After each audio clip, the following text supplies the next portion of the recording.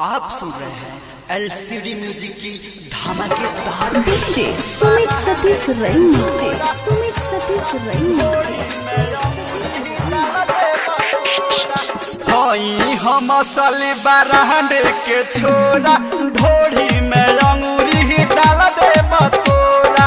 हई हम असली बरांड के छोरा ढोरी में अंगूरी डाल दे बतोरा। आई चहर छौड़ी अरे आई बाड़ी तो नाचर छौड़ी नहीं तो चली हवा में गोला। हई हम असली बरांड के छोरा ढोरी में अंगूरी डाल दे बतोरा। हई हम असली बिहार के छोरा ढोरी में अंगूरी डाल दे बतोरा। आई बाड़ी तो नाचर छौड़ी अरे आई बाड़ी तो नाचर छौड़ी नहीं तो चली हवा में गोला। हई हम असली बरांड के छोरा ढोरी में अंगूरी डाल दे बतोरा। हई हम असली बिहार के छोरा ढोरी में अंगूरी डाल दे बतोरा। डीजे सुमित सतीश रैनी। सुमित सतीश रैनी। सुमित सतीश रैनी। ढोरी में अंगूरी डाल दे बतोरा। Bhagwati recording studio Narkatiaganj. हई हम असली बिहार के छोरा ढोरी में अंगूरी डाल दे बतोरा। सुनर छौड़ी जिला मोतिहारी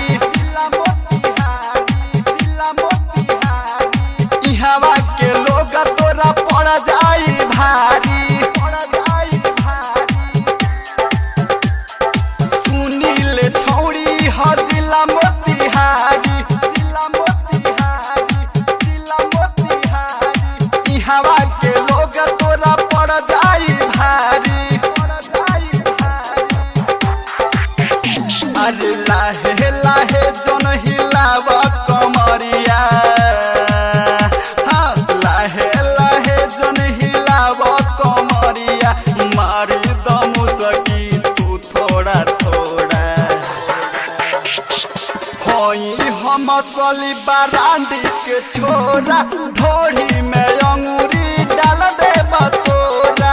हई हम असली बिहार के छोरा ढोरी में अंगूरी डाल दे बतोरा। डीजे सुमित सतीश रैनी। सुमित सतीश रैनी।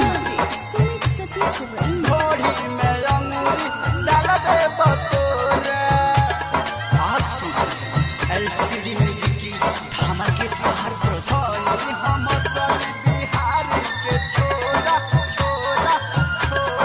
ढोरी में अंगूरी डाल दे बतोरा। 5,000 में तोर भइल बसाता।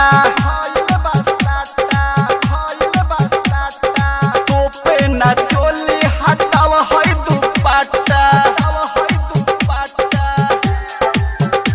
अरे 5,000 में तोर भइल बसाता। तोपे ना चोली हटाव है दुपट्टा। अरे सोनियो मित के सन की जे भेजा अरे निरहला जुगनू के सन की जे भेजा दब दी है तोरा दुनू दुगोला। हई हम असली बरांड के छोरा ढोरी में अंगूरी डाल दे बतोरा।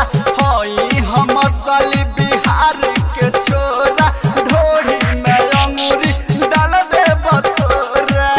Bhagwati recording studio Narkatiaganj.